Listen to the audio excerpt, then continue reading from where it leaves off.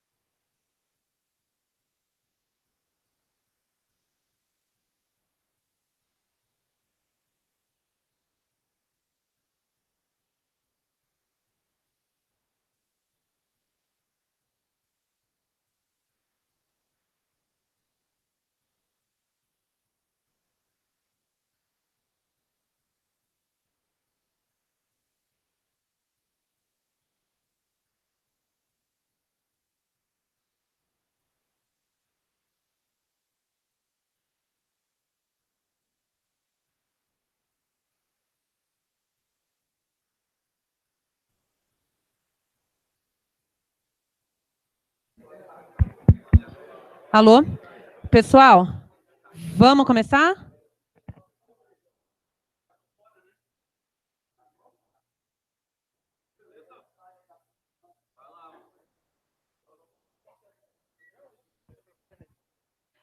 Vamos lá? Todo mundo ocupa os lugares. Pode levantar a qualquer momento para pegar chopp, pizza. Deu certo o chopp aí? Tá indo, tá indo?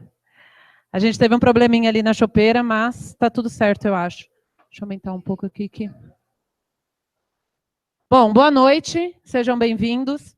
Para quem não me conhece, eu sou a Carolina Almeida, sou a responsável pela comunicação aqui da Concrete. Alguém já veio em algum evento On Beer antes? Coders On Beer, alguma coisa? Boa, bastante gente. Bom, é o seguinte, a gente montou esse evento com a proposta de trocar ideia. Então, o objetivo aqui é trocar experiências. Eu falo que os nossos palestrantes, eles só puxam um assunto e vocês comentam, falam, não, lá na empresa eu faço diferente.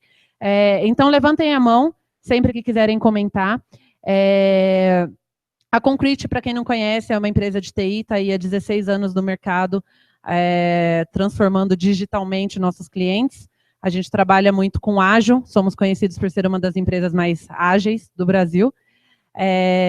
Temos vagas, então indiquem para os amigos e quem quiser mandar currículo, fique à vontade.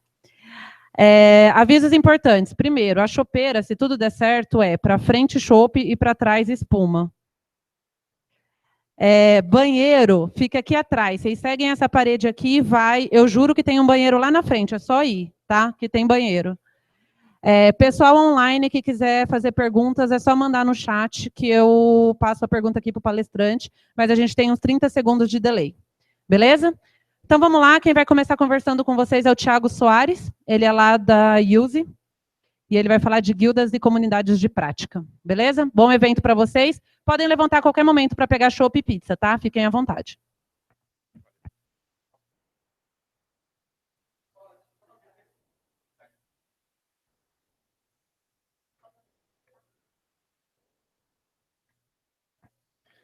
E aí, boa noite, galera. Tudo bem? Como a Carol falou, né? Eu sou o Thiago Soares, estou como Agile Coach lá na Use Seguros hoje. E essa é uma palestra que eu fiz em conjunto com o Guilherme Mota, que é coordenador de tecnologia lá na Globo.com. Não pode estar aqui hoje para fazer ela junto comigo. E essa foi uma palestra que a gente deu no Agile Brasil desse ano. Bom, aqui a gente vai falar um pouco sobre os experimentos e aprendizados que a gente fez com guildas e comunidades de prática, num contexto bem específico, o que significa que não se aplica para todos aqui, né?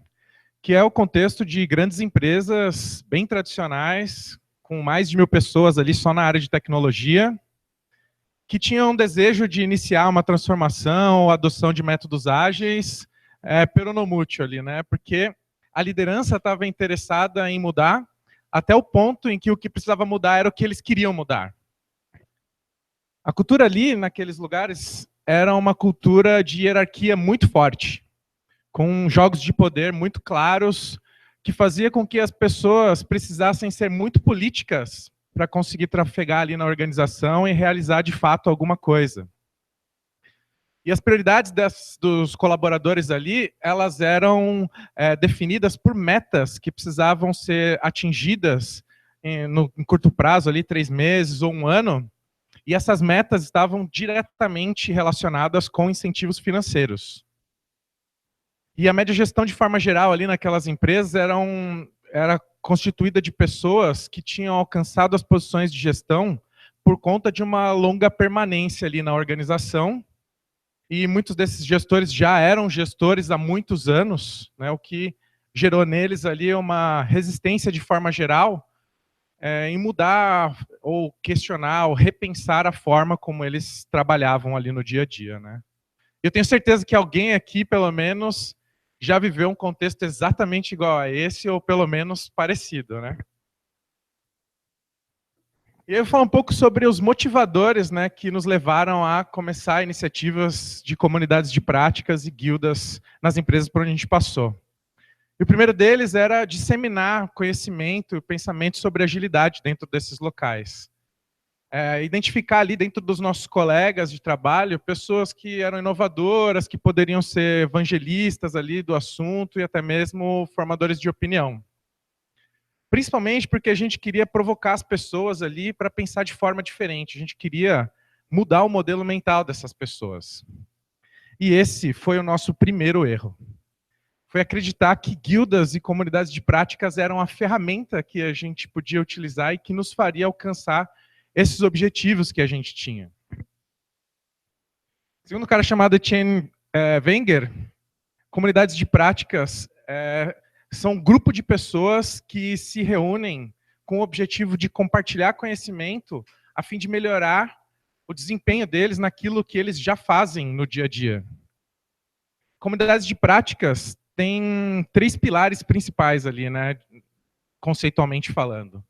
O primeiro deles é o elemento de comunidade, que representa ali o envolvimento e a interação social entre as pessoas daquele grupo. O segundo é o domínio, né, que é a área de conhecimento ou de competência que une essas pessoas, é o elo central para uni-los. E o terceiro é a prática, né, que é a troca de experiência e vivência naquele domínio e a oportunidade de praticar a fim de melhorar o desempenho deles. Já as guildas, como ficaram popularizadas ali através dos vídeos do Henrik Nyberg lá sobre as práticas de trabalho no Spotify, foram classificadas ali, como o próprio Henrik colocou, como uma comunidade como comunidades de interesse, né? Elas são um pouco mais abrangentes ali na organização e elas não restringem as pessoas dentro de uma mesma área de competência ou área de conhecimento. Então, pessoas de RH, ou jurídico, ou marketing, que tivessem interessados em discutir sobre agilidade como sendo o domínio de interesse ali daquela guilda, eram bem-vindas para essa discussão. A gente não restringe ali área de competência. E aí, agora que a gente entendeu um pouco, né, conceitualmente, esses 2 caras, eu trouxe um exemplo aqui para a gente, né? Um time de futebol, por exemplo, ele é uma guilda ou uma comunidade de práticas? O que vocês acham? Bom, não é nem guilda e nem comunidade de práticas, né? Não é guilda porque o torcedor, por exemplo, não pode jogar uma partida de futebol, ou o técnico não pode jogar uma partida de futebol. E não existe restrição de papel ou área de competência para participar de uma guilda, por exemplo. Também não é uma comunidade de práticas porque esse grupo não é autogerido. Existe uma estrutura acima dos jogadores que define, contrata e escolhe quem vai participar do jogo e quem não vai participar do jogo. E a adesão em nenhum desses cenários ela é voluntária. Um cara, por exemplo, não pode faltar numa partida de futebol se ele quiser, ou num treino de futebol se ele quiser. Né? Mas treino é treino, jogo é jogo, só que o restante, isso sim é comunidade de práticas, né? Aqueles jogadores que ficam ali depois do treino de forma voluntária para praticar cobrança de pênalti, cobrança de falta, jogada ensaiada. Esses caras que estão interessados, além dos demais, em melhorar aquilo que eles fazem no dia a dia, esses sim estão ali, às vezes, intuitivamente, construindo uma comunidade de práticas no meio daquele contexto. E nessa jornada que a gente viveu ali em várias empresas experimentando com comunidades de práticas e com guildas, a gente viveu muitos desafios, como o próprio contexto que eu descrevi ali no começo já deve ter feito vocês pensarem, né? E um deles era que o conhecimento sobre agilidade nessas organizações onde a gente começou a experimentar, ele era praticamente inexistente. E nós que havíamos sido trazidos ali para aquele contexto, né, para atuar como agentes de mudança, como difusores ali do conhecimento sobre agilidade e tal, nós éramos muito poucos quando comparados a esse gigantesco número de pessoas que já haviam ali naquele lugar trabalhando da mesma forma, pensando daquela mesma forma e onde tudo sempre funcionou para eles toda a vida, né? E aí a gente era ali uma ameaça, sabe, ao status quo das coisas. E como nem nas guildas e nem nas comunidades de prática haviam restrições sobre quais pessoas poderiam participar desse grupo e interagir nos encontros, os gestores acabaram aparecendo ali no meio das coisas, né? E um grande desafio foi como criar ali um ambiente de segurança psicológica para que um membro da comunidade ou da guilda pudesse discordar abertamente do cara do lado dele, que, assim, por acaso era o chefe dele, ou o chefe do chefe dele, né? Como incentivar um conflito produtivo entre essas pessoas. E se vocês hoje estão iniciando ou pensando em iniciar uma estrutura como essa dentro da organização de vocês, é muito importante pensar sobre isso. Uma outra coisa também muito importante é não subestimar o trabalho que é necessário para estruturar um grupo como esse.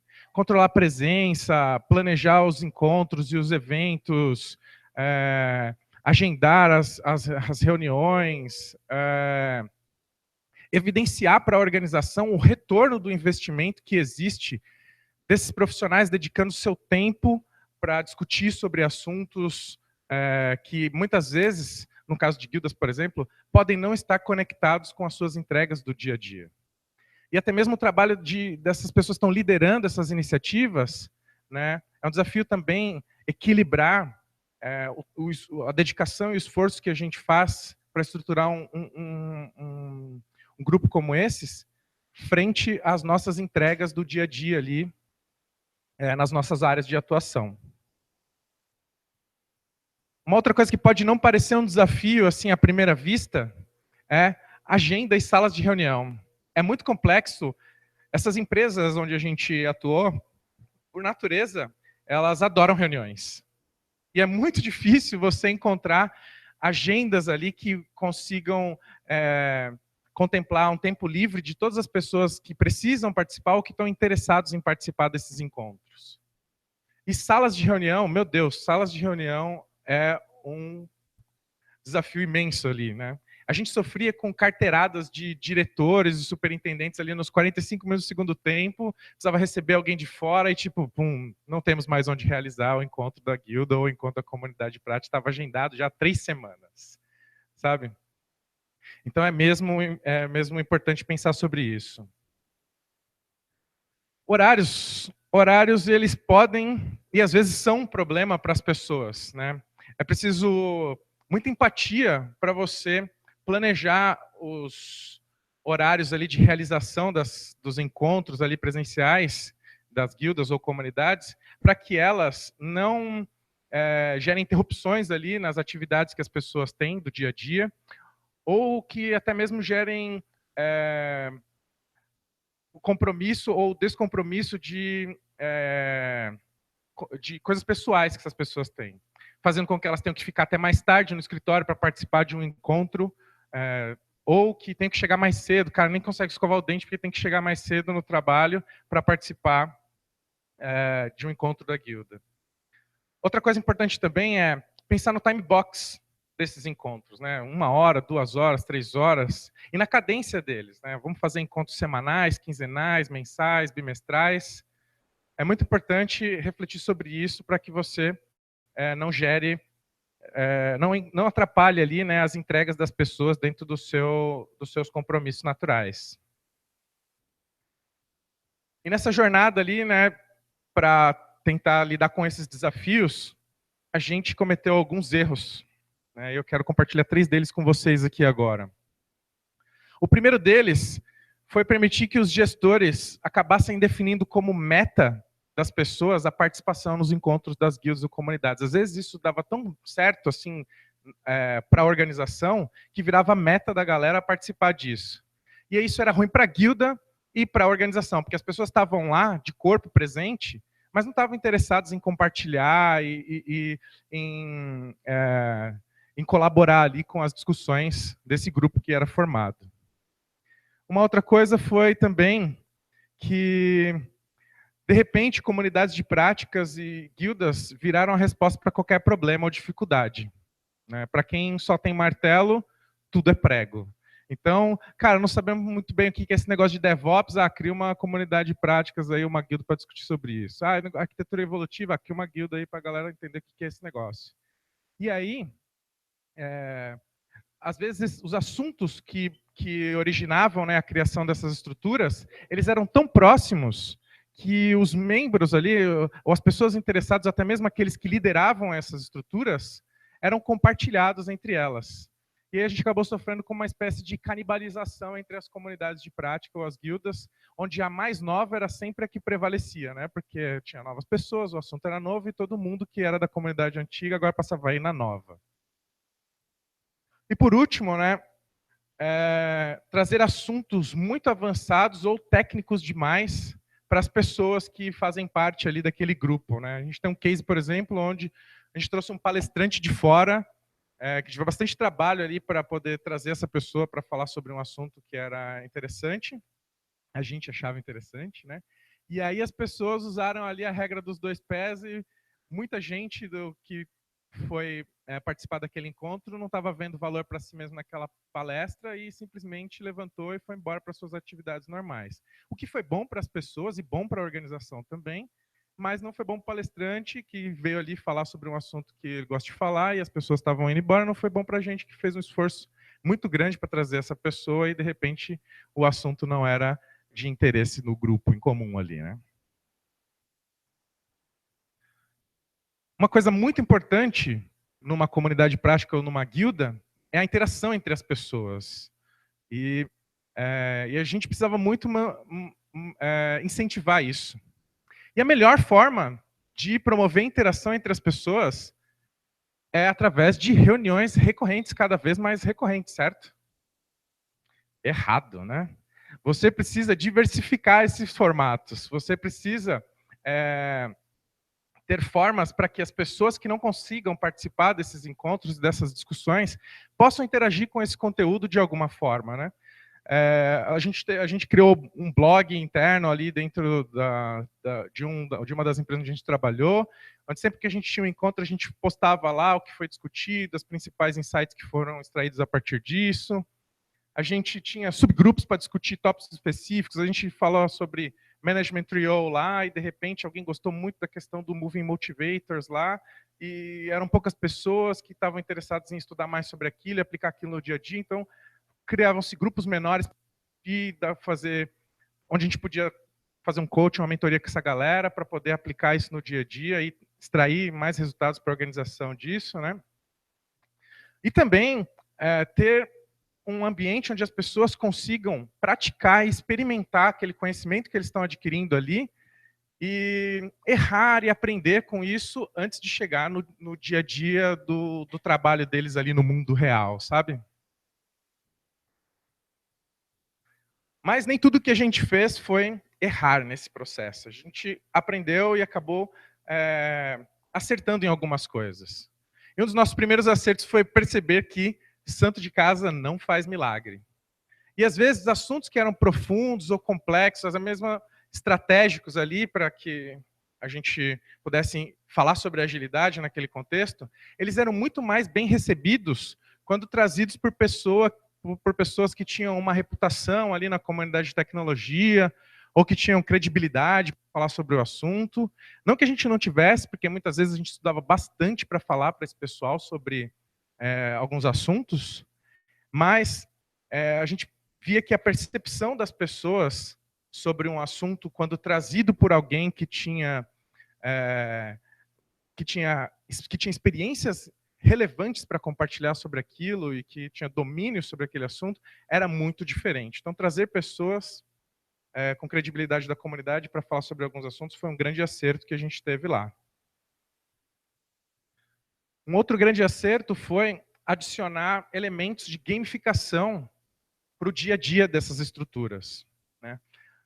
No exemplo aqui da guilda ágil que a gente teve, a gente percebeu que a primeira conexão que as pessoas faziam com o termo guilda era com as guildas de RPG, jogos online, Massive Multiplayer e tal. E a gente resolveu utilizar isso como base para uma mecânica de gamificação ali no dia a dia da guilda. Então a gente criou a ficha de membro da guilda inspirada numa ficha de personagem de RPG, onde tinham ali as informações da pessoa, de que área ela era e tal. Tinham atributos da personalidade dela que a gente resolveu se inspirar ali nos valores do Extreme Programming para definir aqui. que a gente entendeu que eram conceitos com os quais as pessoas se conectariam com mais facilidade, conseguiriam enxergar a sua evolução no dia a dia nesses aspectos.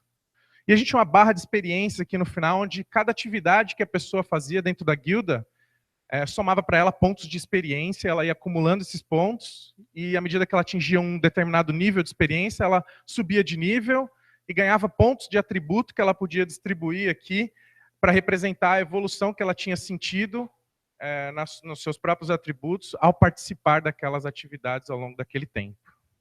Uma outra coisa que a gente fez também foi criar um sistema parecido com o sistema de faixas das artes marciais, né, onde quando uma pessoa entrava na guilda, ela recebia um bottom de uma cor que representava ali como se ela fosse um iniciante, e a partir das contribuições delas e participações delas nas atividades da comunidade, elas iam progredindo de cores ou progredindo de faixas, e a gente tinha toda uma cerimônia ali para entregar um novo bottom ali para a pessoa, e era muito legal ver como as pessoas usavam orgulhosamente aquele bottom no cordão do crachá no dia a dia do escritório e tal, né?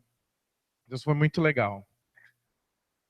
Uma outra coisa que nem era o nosso objetivo, né, à primeira vista, foi que a gente percebeu que pelo menos uma pessoa ali, ao ser exposta àquelas vivências, aqueles valores e princípios que a gente discutia a cada encontro nessas comunidades, percebeu que queria mudar o caminho que ela vinha seguindo na sua própria carreira e direcionar para um caminho semelhante ao que a gente vinha trilhando. E essa pessoa resolveu mudar de carreira a partir daí.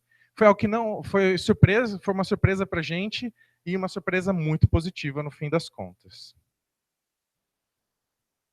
E aí, para fechar, eu queria deixar algumas dicas e aprendizados que a gente teve aí com essas experiências, né? Primeiro, conheça os integrantes desse grupo, né? Bole alguma dinâmica ali para mapear e nivelar o conhecimento dessas pessoas nos assuntos que vocês querem discutir dentro dessas comunidades, para evitar que você traga assuntos que são muito avançados ou que não condizem ali com o interesse das pessoas. Também diversifique os formatos, né? Encontros presenciais, contextos de prática, vídeos.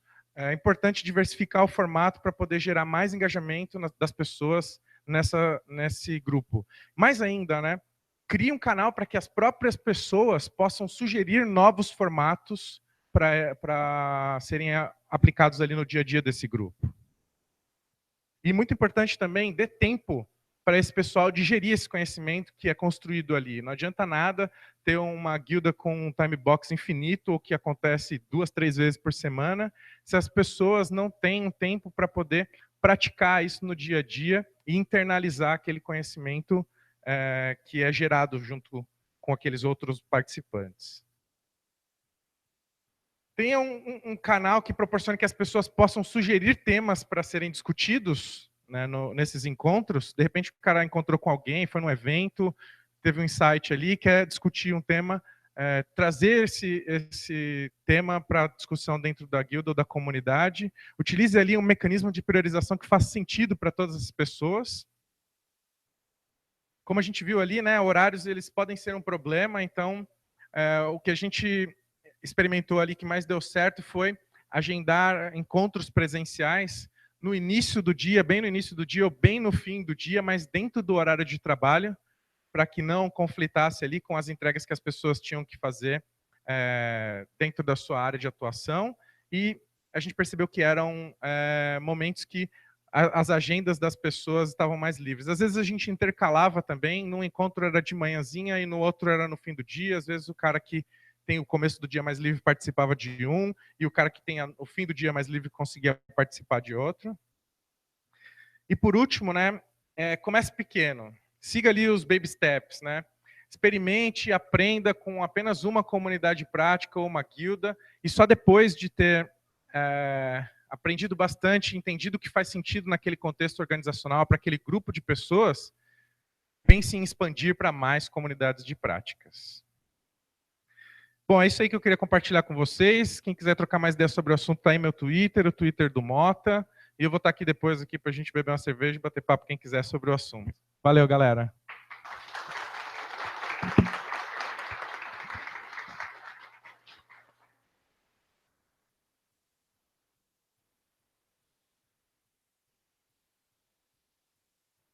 Alô? Oi? Estou tentando resolver o problema da chopeira, gente, mas ninguém está me atendendo aqui. Vamos lá, então, agora com Ari. Bora lá? Alguém tem pergunta? Vocês querem...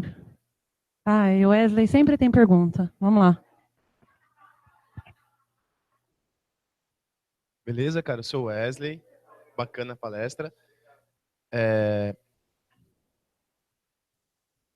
Pode ir? Bom, eu acompanhei não vou dizer que o começo ali, mas um pouquinho depois do começo, até um bom tempo depois da Yuzi, a gente ia lá para Brasília para fazer o App Mobile. E eu lembro que a Yuzi era um oásis de agilidade, de modernidade dentro de um prédio da Caixa, né? Que era, como você disse, uma instituição muito séria, muito tradicional, muito fechada, muitas coisas, né? E minha curiosidade é, 2 anos depois, como que a Caixa tem enxergado, se ela mudou de visão em relação às comunidades de prática, os benefícios que elas causam, ou se elas enxerga ainda como o que essa galera está fazendo sem trabalhar? E se de alguma forma essa comunidade de prática conseguiu infectar a organização maior de onde ela veio? Bom, eu acho que eu vou, infelizmente, poder ajudar, contribuir muito pouco, né, para responder essa sua pergunta. Porque eu faço parte do grupo da Yuzi há pouco tempo, e eu acho que eu não consegui ali ter uma leitura organizacional suficiente para poder responder a tua pergunta com propriedade. E outro porque o contexto da Yuzi, especificamente falando, não se encaixa muito bem naquele contexto organizacional de onde a gente conseguiu colher esses experimentos com comunidades de prática, porque ainda é uma estrutura muito enxuta, embora seja uma business unit da Caixa Seguradora, mas eu acho que eu não tenho ali contexto organizacional suficiente para responder bem a tua pergunta. Mas eu posso responder com base na experiência que a gente teve das outras empresas que motivaram aqui a criação desse conteúdo. E a gente vivia ali um contexto onde a gente precisava costurar muito bem e alinhar muito bem com a alta gestão, e precisava frequentemente evidenciar para eles o retorno que um grupo como esse discutindo sobre algo que era o desejo da organização, né, que representava o ponto B ali, de onde o pessoal queria chegar, durante o horário de trabalho, sem estar, de alguma forma, conectado com a entrega que eles tinham que fazer da meta do quarter ou da meta do ano, né? Então, sem o patrocínio dessa galera da alta gestão e sem recorrentemente evidenciar para eles qual é o retorno que isso está tendo, né? Como essas discussões têm se refletido em ações práticas no dia a dia das equipes e tal, a gente dificilmente teria conseguido continuar com essas iniciativas nos lugares onde a gente passou. Elas, como eu posso dizer, persistiram, né? E tomaram caminhos assim meio sinuosos, tortuosos, a gente errou bastante, aprendeu bastante, né? Mas algo que foi um elemento que manteve o nosso patrocínio para continuar essa jornada de experimentação e aprendizado foi exatamente um alinhamento muito forte com essa galera da autogestão e uma evidência recorrente de como isso estava sendo positivo. Obrigado.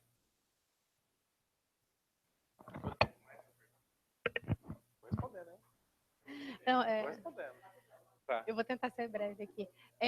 De alguma forma... Dá para me escutar? Agora dá.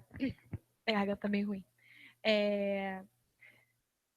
De alguma forma, vocês conseguiam identificar quem eram as pessoas que estavam realmente engajadas para poder entrar no tipo de discussão e quem eram as pessoas fanfarronas? Porque eu já tive situações que eu participei de guildas e de copies e que eu não sabia que era copy até você mostrar a definição, mas eu me identifiquei e que muitas das vezes parecia que as pessoas simplesmente queriam um rótulo mesmo, realmente, sabe? Tipo, eu faço parte dessa guilda, faço parte dessa copy, e aí a pessoa fica, tá, mas e aí, como é que você efetivamente contribui? Ah, eu tô lá, entendeu? E vocês, de alguma forma, vocês conseguiam ter uma visão macro disso?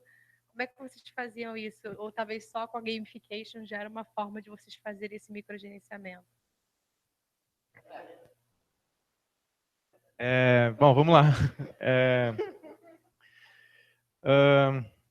Um dos nossos grandes objetivos ali, implícitos e secundários, né, era de que, como nós éramos poucas pessoas, né, num contexto de muita gente, a gente precisava iniciar a parada e logo deixar que eles conseguissem rodar sozinhos, né?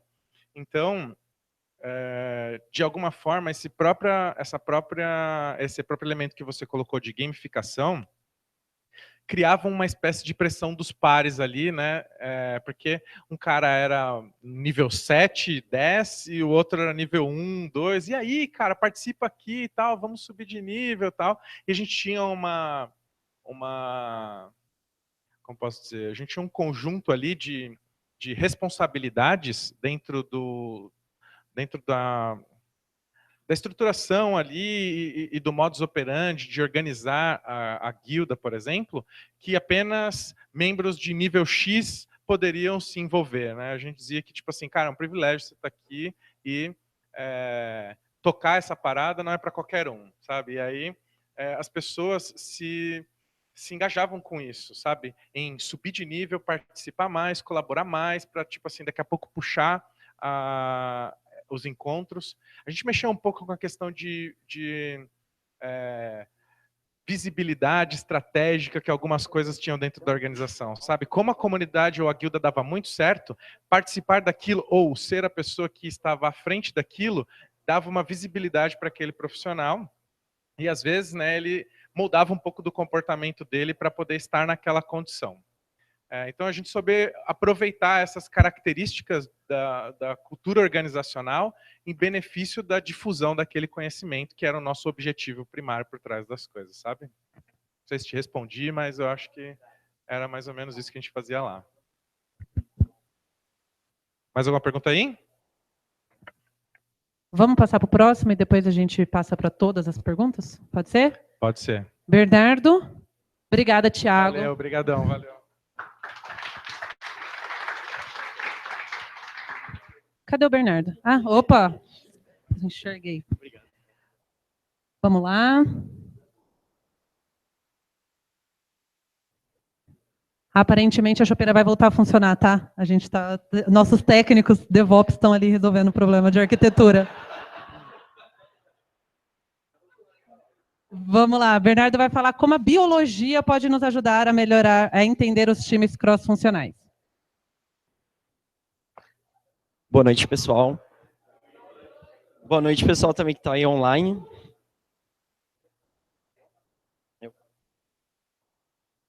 Então, primeiro vou me apresentar, quem sou eu? Bom, meu nome é Bernardo, né, como já falaram. Eu tenho um background um pouco na área acadêmica também, fiz mestrado na parte ágil, doutorado também. Sou de Belém, então estou sempre envolvido no pessoal da comunidade da Safo. Atualmente eu sou Scrum Master na Concrete, trabalhando com produtos digitais, principalmente na parte mobile. Então, primeiramente, eu não sou biólogo, tá? Minha formação é toda na área de computação. Então, por que biologia, né? O que nos remete a biologia, assim? Por que essa comparação, né?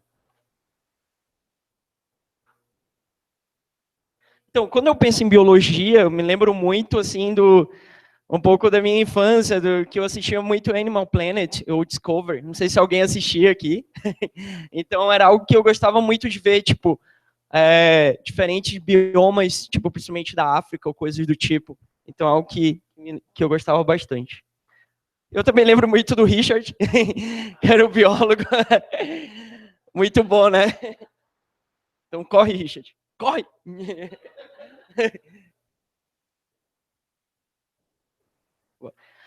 Mas uma coisa que muitos de vocês talvez estejam perguntando, por que envolver biologia num on-beers de agilidade, né? Então, assim, essa relação de biologia não é nova com computação. Então, a gente tem um termo que é chamado de computação bioinspirada. É um termo muito usado na inteligência artificial, que agora voltou à tona, está todo mundo falando de inteligência artificial, chatbots, coisa do tipo. Então, computação bioinspirada nada mais é que alguns conceitos da biologia, a galera se inspira, seja em algoritmos ou coisas do tipo. Um deles mais conhecidos que eu trouxe, não vou entrar a fundo, claro, é algoritmos genéticos, onde a gente se inspira em toda a parte, seja mutação, crossover, seleção, que é a parte genética ali, para fazer um algoritmo para inteligência artificial. A gente também tem muito na parte de negócio, inspiração em biologia. Por exemplo, ecossistemas de software. Tipo, eu entender o ecossistema da Apple como um conjunto de diferentes tipos ali, seja desenvolvedores, seja empresa Keystone, que no caso é a Apple, seja, enfim, fornecedores. Então, entender essas relações como um ecossistema, a galera de business pensa muito também, se inspira muito na biologia para isso.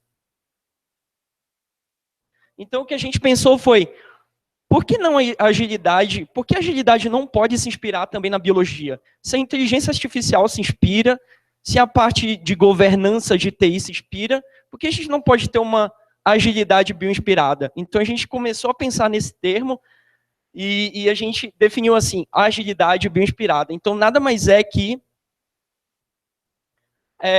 buscar nos conceitos da biologia a inspiração para entendimentos de práticas e princípios da agilidade. Então, peraí, mas aqui a gente não vai explicar toda a biologia ou algo do tipo. A gente vai focar em uma relação específica da biologia, que é a relação de cooperação, que nada mais é a relação entre diferentes espécies, né? Como elas se cooperam. Então, dentro desse campo de cooperação, a gente escolheu dois conceitos, que é o mutualismo e a protocooperação. Tá? Vou explicar para vocês o que é cada um. Então, o mutualismo, ele nada mais é que relação entre espécies diferentes, é uma relação que é benéfica, e a protocooperação ela é um tipo de mutualismo. A única diferença é que ela não é obrigatória, ela pode acontecer ou não. O mutualismo ele tem que acontecer, senão as espécies deixam de existir. Então, nessa palestra a gente vai falar um pouco sobre a protocooperação, que é uma relação que beneficia espécies diferentes e que ela não é obrigatória, ela pode ou não acontecer na natureza, isso não vai deixar que os indivíduos deixem de existir. Ó, a cerveja voltou, viu, galera? Chopp voltou aí.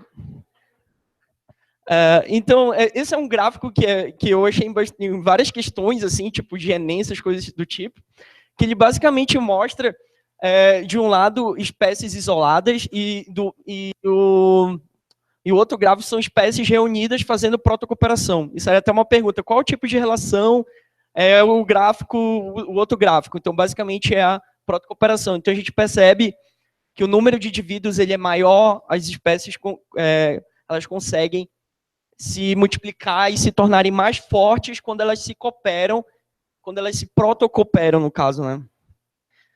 Tá, mas e os times cross-funcionais? Onde é que tu vai chegar nos times cross-funcionais? Então, antes eu queria explicar um pouco o que são times cross-funcionais. Então, basicamente, a gente tem times funcionais, que são times que trabalham com objetivos diferentes, tipo, eu tenho um cara de API, eu tenho um cara de QA, eu tenho diferentes indivíduos trabalhando de forma isolada e cada um com um objetivo diferente. E eu tenho times cross-funcionais, que é todos os indivíduos trabalhando em prol de um valor, de um objetivo único. E eles interagindo o tempo todo. Então, quando a gente fala em agilidade, a gente sempre fala em times cross-funcionais. O Scrum Guide, por exemplo, ele traduz o termo cross-functional como multifuncional. Então, vocês podem ouvir falar muito sobre multifuncional. Eu prefiro o termo cross-funcional, a tradução, mas é mais uma questão mesmo de tradução livre e literal. Então, basicamente, os times cross-funcionais, eles entregam um objetivo, um valor em conjunto. Então, eles trabalham para entregar esse objetivo. Tá, então, protocooperação e times cross-funcionais, o que seria isso? Tipo, animais? Tipo, que espécie de coisa é isso? Tipo, onde é que a gente quer chegar?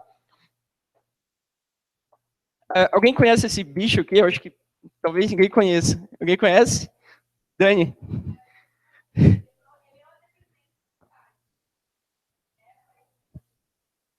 É isso aí. Pô, a Dani tá por dentro das aulas de biologia, hein? Então, galera, eu não trouxe de propósito, mas o nome desse bicho é Bernardo Eremita, tá? Já tem... mais apelido. Então, o que acontece, galera? O Bernardo Eremita, que nem a Dani falou, talvez o pessoal de casa não conseguiu ouvir, mas o Bernardo Eremita, ele tem um exoesqueleto frágil. Ele é um caranguejo e ele tem a carapuça frágil. Então, ele entra numa concha para tentar se proteger mais. Mas mesmo assim, ele ainda continua frágil. Então, o que acontece? A anêmona do mar, ela fica em cima dele, e a anêmona, ela joga toxinas, coisas do tipo, ela acaba protegendo ele mais. Ao mesmo tempo, a anêmona, ela ganha isso porque ela não consegue se locomover muito bem. Então, ela ganha alimentos, porque ela vai se locomovendo com um caranguejo. Então, basicamente, eles cooperam em busca de um objetivo único, que é a sobrevivência dos dois. Aí vocês me perguntam, tá, me sinto um exemplo de agilidade. Então, vamos começar. Vamos começar a falar aqui um pouco. Então, vou citar para vocês um exemplo do meu time, por exemplo, tá? Dos projetos e tal que a gente participa. Então, a gente tem um Android, a gente tem QA, e quando a gente fala de qualidade nos nossos times, a gente fala assim, ó, qualidade é do time, a qualidade não é do QA, então eles protocooperam o tempo todo. Então, por exemplo, para garantir o nosso definition of done, a nossa cobertura de testes, a gente, seja em testes instrumentados, seja na automação e até em testes exploratórios, os QAs e os Androids, eles estão sempre interagindo, sempre protocooperando, digamos assim. Um outro exemplo aqui que eu trouxe, bem inusitado, é tipo um crocodilo e um pássaro palito. Então, um crocodilo, ele basicamente, ele se beneficia porque o pássaro palito, ele come alguns parasitas da boca do crocodilo.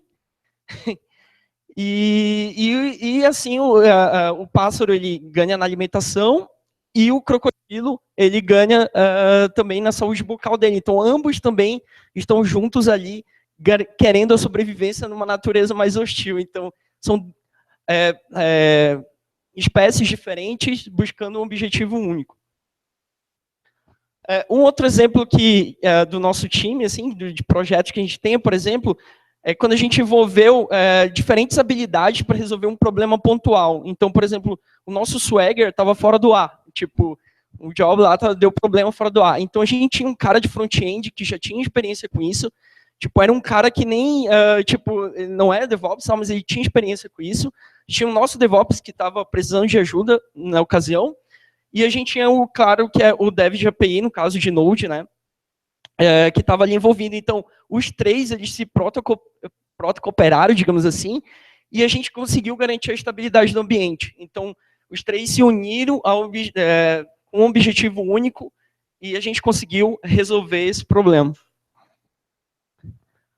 Trazendo para um exemplo mais de negócio também que a gente teve, foi quando a gente decidiu facilitar um Product Discovery e uma Inception.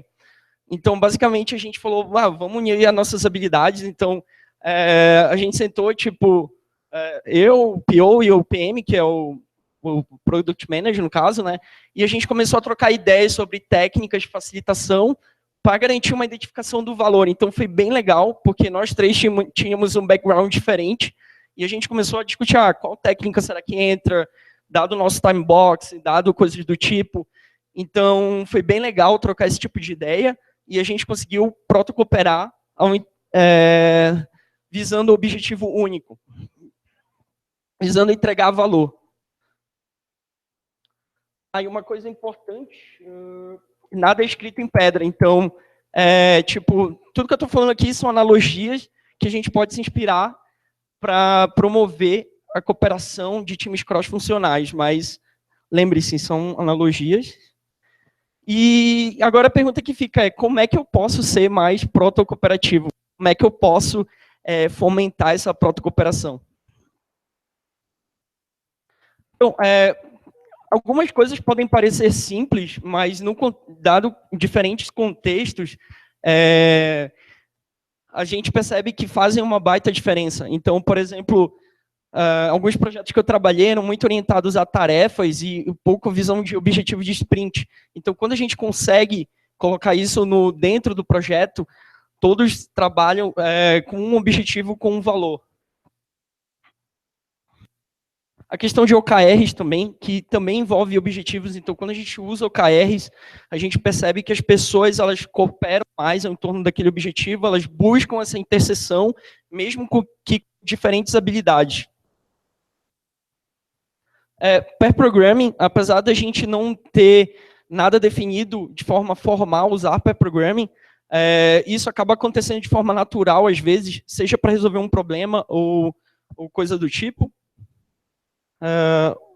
Mob Programming também, eu não sei se vocês conhecem o Mob Programming, mas é basicamente um grupo de desenvolvedores se reunir para tentar codificar juntos, seja para resolver alguma coisa ou algo do tipo. Então, por exemplo, no exemplo que eu citei do Swagger, os 3 se uniram em torno daquele monitor e falaram, vamos tentar resolver, e eles se coordenaram de uma maneira auto-organizável e conseguiram resolver o problema.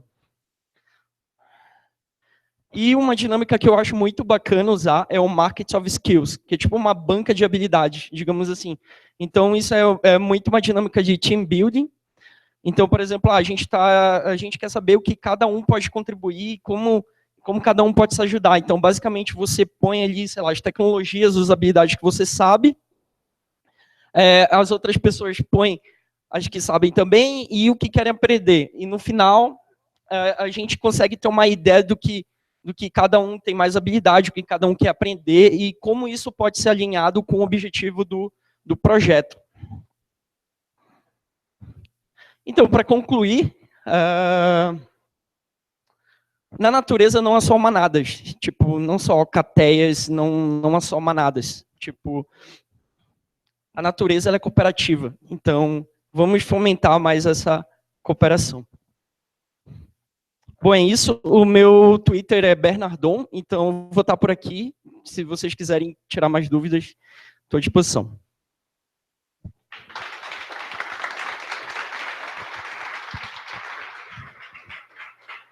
Dúvidas?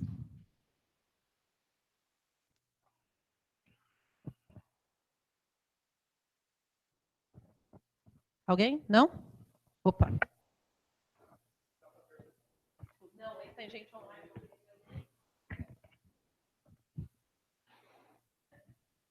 É bem fácil a pergunta. Fiquei curioso sobre o Mob Programming. Uhum. Você consegue dar um exemplo? Vocês fizeram alguma coisa assim? Ou é só juntar ao redor do monitor? Ficou meio... Bom, geralmente, o que acontece no nosso projeto foi mais de algo orgânico mesmo. Foi tipo uma situação pontual e a galera se juntou para resolver aquele problema. Então a gente falou assim, vamos se auto-organizar, vamos resolver. E aí eu até sugeri, eu como SM, falei, cara, vamos limitar um time box aí, senão a gente vai muito tempo aqui. Então foi algo mesmo orgânico, emergiu. Mas na literatura, outras experiências, é possível que você organize-se para isso. Seja assim para fazer um onboard na arquitetura, estudar mais a fundo o código, coisas do tipo. Você pode se organizar para isso. Mas no meu caso foi algo mais orgânico mesmo. E aí, cara? Tudo bem? Valeu, adorei o assunto que você trouxe aí na tua palestra. E o que eu queria perguntar eu percebi ali, né, pelos conceitos que você colocou, que a protocooperação ali no contexto dos animais, da biologia, ela parece algo mais duradouro, né, na relação de coexistência entre as espécies e tal. E eu tenho a impressão, né, de que no contexto de trabalho, de agilidade e tudo mais, essa protocooperação ela é uma parada mais pontual, onde tipo assim, as pessoas se juntam para resolver um objetivo de curto prazo ali e depois não necessariamente vão colaborar novamente. E você, que tem experimentado com esses conceitos aí no teu dia a dia, acredita que essa protocolaboração pontual ela pode evoluir para algo mais perene e tal, nessas disciplinas, nessas pessoas? Muito boa pergunta, Thiago. Eu acho que é todo esse trabalho da gente tirar a responsabilidade de cargos, digamos assim. Por exemplo, eu dei o exemplo da qualidade, por exemplo. A gente trazer esse mindset que a qualidade é do time, no caso, e não, tipo, sei lá, QA ou coisa do tipo. Então, é um trabalho que não é, tipo, do dia para a noite, de fato, Mas eu tenho experimentado mais ocorrências disso, mas o objetivo é, de fato, como tu falou, deixar que seja uma coisa mais, não sazonal, mas... Mais alguém?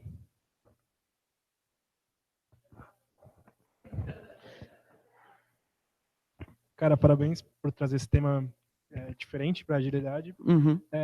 Eu vi que teve vários exemplos de protocooperação na biologia entre dois indivíduos. Conhece algum exemplo com mais de indivíduos? Só por curiosidade mesmo. Eu vi que tem alguns com plantas e tal. Só que, como eu achei com animais mais fácil, mais concreto de entender, então, mas, por exemplo, existe polinização, eu acho que se chama assim, que eles consideram também um tipo de protocooperação e pode envolver, tipo, mais espécies e coisas do tipo. Mas eu achei mais concreto trazer com 2 animais ou coisa do tipo. Mais alguém? Não? Vai? Não? Não? Então tá, gente. Obrigada, Bernardo. Obrigado, pessoal.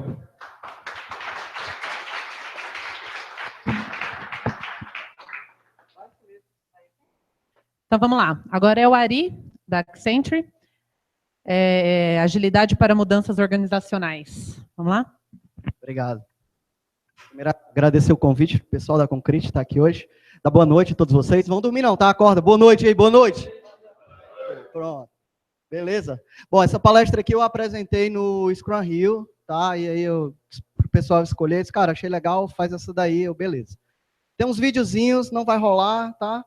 Mas aí eu represento na hora que for passar o vídeo, tá bom? Então, não, deixa eu... Não tem, tá bom. Bom, vou pegar meu slide inicial, né? Então, inicialmente, essa palestra tinha outro nome, certo? Ela era assim, ó, Metamorfoses, Agilidade para Transformações Organizacionais. Vocês já ouviram falar desse nome? Né? Tá até polêmica, é buzzword, não é buzzword, né? Falar tá em rosca, sei lá, enfim. É outra história, torre sério. Então, então, assim, eu tirei o transformação justamente para tirar essa questão de polêmica e não usar tanto a palavra, tá? E aí, vocês verem o meu slide inicial, Hulk, né? Então, o Hulk realmente é um cara que se transforma, certo? David Banner, né, ou Bruce Banner, né, quadrinho no filme, e vira o Hulk e volta de novo, certo? Então, é algo que vai e volta, e é uma transformação muito agressiva, né, muito disruptiva, certo? Então, o meu segundo slide, que eu tinha 2 capas, e eu tive que escolher uma, não vou manter as 2, né, então, eu tenho um exemplo aqui de uma borboleta, certo? Então, como todo mundo sabe, eu tenho uma lagarta e ela vai virar uma borboleta e já é um processo mais lento, mais natural e, de certa forma, é um processo irreversível. Ok? Então, eu coloquei as 2 imagens iniciais, a gente vai questionar um pouco sobre isso, né? Bom, quem sou eu? Meu nome é Ari, eu sou cearense, lá de Fortaleza, trabalho na Accenture, sou gerente na Accenture, mas trabalho para resolver problemas, certo? Então, tu faz ágil, cara, me bota onde tem problema, eu vou lá para resolver problema, e se tiver problema, tá bom, que der oportunidade. Sou casado com a Ingrid, tenho minha filha Isabelle, o que importa mais de mim é isso. E, bom, falar um pouquinho aqui da Accenture rapidamente, né? Então, assim, a Accenture, em 2010, ela tinha 204 mil funcionários no mundo. Só para vocês terem uma ideia da dimensão da Accenture. Então, pulando aqui 2011, 2012, 13, 14, 15, 16, 17, nós estamos em 401 mil funcionários e 500. Vamos somar Concrete agora. Não, mas tem que somar Solutions IQ e também a Instituto de Agile Coach, então já quase 402 mil. Tá? Então, assim, a Accenture, ela vem, como vocês veem, crescendo rapidamente a nível de número de pessoas. Hoje a gente quer não ampliar tanto isso, mas começar a gerar mais resultados com o que a gente tem. Então, só na Accenture tem em torno de 11 mil pessoas numa comunidade Agile que a gente pode acessar internamente a nível global, tá? E a gente tem uma universidade Agile própria dentro da Accenture, e a gente tem muitos cases no Reino Unido, e Estados Unidos, mundo afora. E a gente tem mais de 600 contratos ágeis ativos com clientes, tá? Se vocês pararem para pensar, né, em cima de 401 mil, 11 mil praticando ágil ainda é um número pequeno, mas é maior que muita comunidade que a gente tem por aí. Então, a gente está num processo de mudança organizacional de mindset frequente e constante, é uma gigante, então as coisas vêm aos poucos. Bom, eu tinha postado no LinkedIn um texto justamente falando que nos últimos dias eu prestei atenção em uma palavra da moda que foi transformação, e parece que todo mundo agora virou especialista em transformação organizacional. Você olha lá nos currículos da galera, está todo mundo, né? Transformação da vida das outras pessoas, transformação ágil, né? Coaching, enfim. Senhores que se intitulam agente de transformação. Eu gostaria que, ao invés de só ler, né, que são transformadores de algo, que mencionassem transformações e como vocês transformaram, que métricas vocês usaram, que resultados de fatos vocês geraram. E para os meus colegas do mundo Agile, o que é transformação ágil? Onde ela foi feita? Que resultado gerou? Alguém é capaz de me citar exemplo? Dimensões, tamanho? Não teve muita resposta, como eu esperava, tão concreta, certo? E aí, eu olhando lá no Scrum Hill, de repente eu fui ver o folder, aí eu fui contar, né? Transformação ágil, transformação digital. Meu amigo Rodrigo Toledo e o Rafael Sabá fizeram. Escalando o ágil, metamorfose, agilidade para transformação organizacional. Eu tinha feito, né? Aí depois eu vi constelações organizacionais, nova forma de evoluir pessoas, da Nelise. O inferno da transformação ágil, do Vitor Hugo Queiroz. Caramba, tem 20% das palavras das palestras estão falando de transformação aqui. Peraí, né? Aí eu comecei a questionar, pegar aquele meu post do LinkedIn, não, vou trazer para uma palestra e interagir com as pessoas. Então, galera, alguém aqui faz transformação? Eu disse, vocês ficaram com vergonha, é isso? Então, pode falar, diga assim, eu sou um agente de transformação. Não tem um, cara, que tenha peito de dizer isso. Putz, estamos decepcionando. Tudo bem.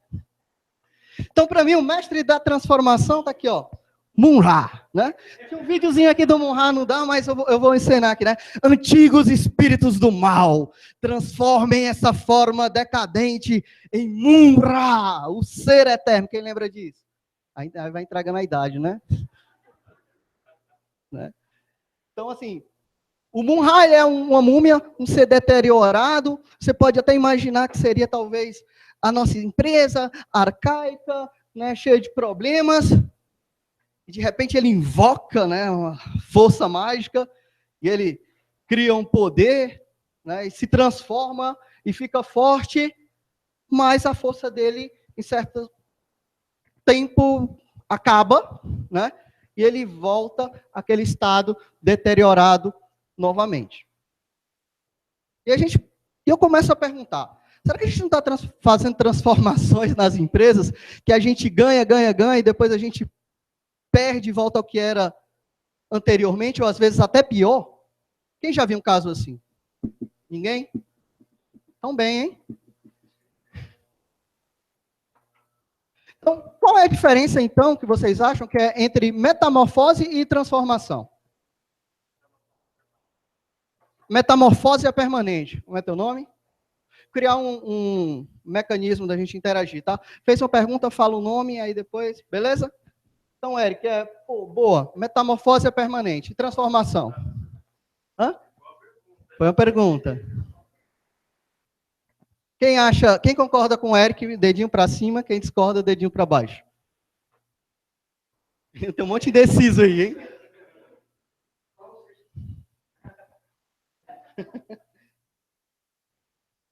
Então, respondendo, o Eric colocou, o que é metamorfose? Metamorfose é você se transformar de fato. Nós vamos pegar aqui um conceito aqui do dicionário, né? Mudança completa de forma. Ok? Natureza ou estrutura. Então, transformação, transmutação dos antigos deuses egípcios. Está aí o Mun-Ra, né? Então, mudança relativamente rápida e intensa de forma, estrutura e hábitos que ocorre durante um ciclo de vida de certos animais, da lagarta em borboleta. Nesse caso, a gente tem uma metamorfose, algo permanente, uma transformação completa. Então, não é uma transformação simplesmente de eu mudar meus processos, de eu adotar Agile, de eu... simplesmente é uma mudança cultural, é uma mudança de mindset, é uma mudança mais perene, é um novo hábito que você tende a adquirir a nível organizacional. Então, a gente acaba respondendo qual o significado, então, da palavra transformação para vocês.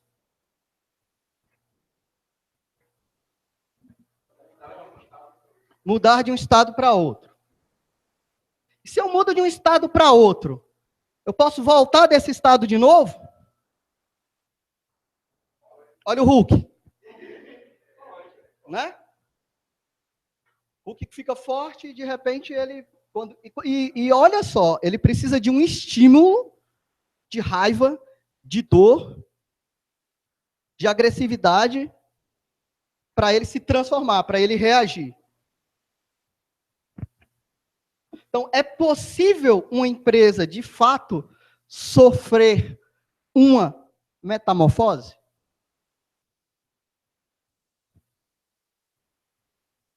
Poxa, está todo mundo calado, cara. Eu vou ouvir, cara. Daí. É possível. É possível. Como? Quando as pessoas querem. É fácil fazer as pessoas quererem? Não.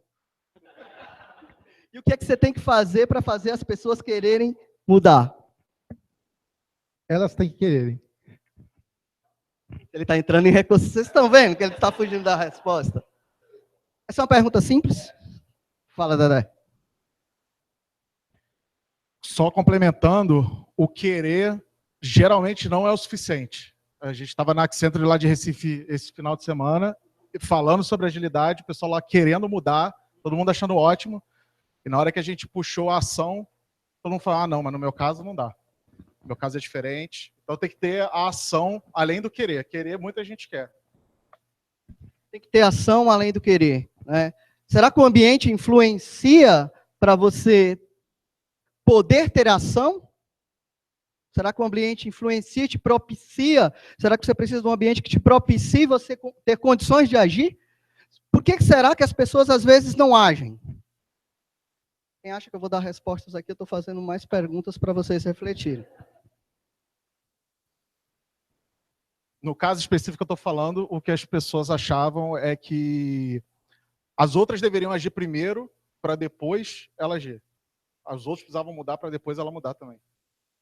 Falta proatividade, né? Falta, primeiro, eu mudo, eu sou autorresponsável, eu vou ser o agente de mudança, eu vou influenciar depois quem está à minha volta. Eu vou fazer uma pequena mudança e vou conquistar aliados, e vou medir resultados, e vou mostrar resultado para que essas coisas vão andando. Então, vocês acabaram dando alguns exemplos, né? O Dedé já falou. Então... Aí, você chega em alguns clientes, eu quero fazer uma transformação ágil na minha empresa, eu quero transformar. Aí eu chego e pergunto, por que você quer transformar? As respostas que eu tenho escutado são as mais absurdas possíveis. Está na moda, porque está todo mundo fazendo, porque é tendência, porque isso dá resultado. Aí, o que é resultado? Então, se está se colocando... como um meio, às vezes você usar ágil, ou você dizer que está transformando, seja uma transformação digital, uma transformação ágil, né? E você está perdendo a essência que é de uma empresa de gerar resultado, melhorar os números, criar condições para que as pessoas se desenvolvam, façam o seu trabalho da melhor maneira possível, que você produza uma melhoria contínua. Não é um modelo, né? Modelo Spotify, que agora eu vou replicar para todo canto. Então, não é um modelo, o Imbert falou sobre isso, que foi um retrato de um momento do Spotify, que tem uma cultura sueca que é muito diferente de uma cultura brasileira de transparência, de mudança, que não é uma coisa replicável de uma região para outra. Então, quais os critérios vocês acham que você deve colocar para dizer assim, minha empresa foi transformada? Você olha para a sua empresa hoje e se você quer uma transformação, você tem que entender primeiro aonde você está, para onde você quer ir. Então, metas de eficácia, aonde eu quero chegar? Então, a gente está no mundo de eficiência. Eu tenho que entregar 10 features, eu quero implantar ágil até o dia tal, tá, e resultado, os OKRs. O que muita gente fala e pouca gente implementa? Quem tem métrica de eficácia aqui nos projetos? Fala para mim. Nossa. Então, quais os critérios você usa hoje para dizer que sua empresa foi transformada? Pensa no estado dela hoje, pensa no que ela deveria ser. O que deveria acontecer? O quê? Se você não sabe, começa a pensar. Se você está fazendo fazendo a coisa errada, né, do jeito certo. Você está seguindo o processo, você está andando com a manada, mas se você não sabe para onde você quer chegar, se você não está mensurando, se você não está criando indicadores de cada ação que você toma e qual o impacto dela no resultado do teu projeto, da tua empresa, você tem um problema. E aí o que eu vejo nessa ânsia são as pessoas, às vezes, chegarem e quererem colocar um turbilhão de coisas de uma vez. E aí você não sabe o que é que causou impacto positivo ou negativo. Você não consegue mensurar, porque você tentou fazer um caicaco, né? Uma transformação brusca. Então, eu pedi para compartilhar, não vai dar tempo, isso aqui é uma palestra de 50 minutos. É possível haver mudança sem dor? O que vocês acham? Tem que começar aquela... Necessariamente eu tenho que sofrer para ter mudança? Eu posso acelerar o meu processo de mudança ou reduzir a quantidade de dor que eu venha a ter para fazer uma mudança organizacional? Como? Transparência nos objetivos? Basta isso? O que mais?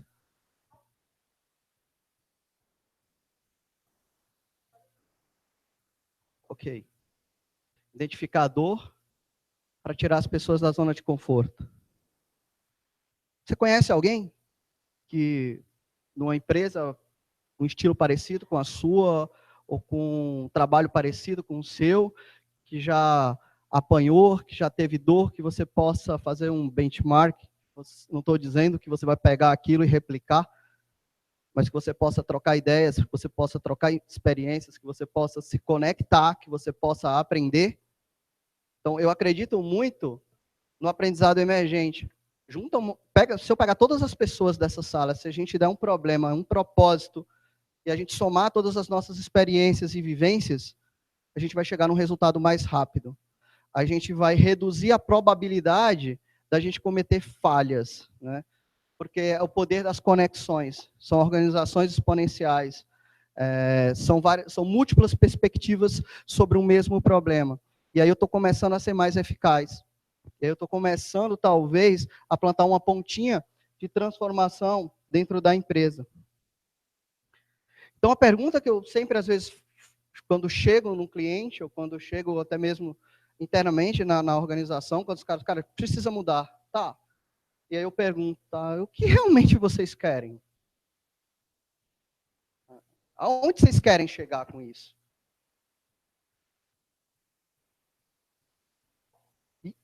E aí, eu disse assim, você sozinho, você não faz transformação. Então, se criou também a figura, né, outra buzzword, mas o Agile Coach é o herói. Cara, é impressionante, cara. Eu boto o Agile Coach no LinkedIn, agora todo mundo virou isso, né? É preocupante, né? Se Scrum Master, eu conheço poucos, contando nos dedos, se você pegar o simples guide e for levar todas as características que ele deve ter ali, principalmente de trabalhar com pessoas, de facilitar, de se preocupar com o lado humano, cara, são poucos. Imagina o cara tem que fazer mentoria, coach, facilitação, liderar, treinar. E aí o cara, às vezes, com 6 meses de empresa, disse assim, eu sou um Agile Coach. Não tem cicatriz de guerra. Quantos anos? Quem que é programador? Quem é que se tornou um bom programador em 1 ano? Em 2? Em 5? Quem é que tem vergonha do seu código de 10 anos atrás?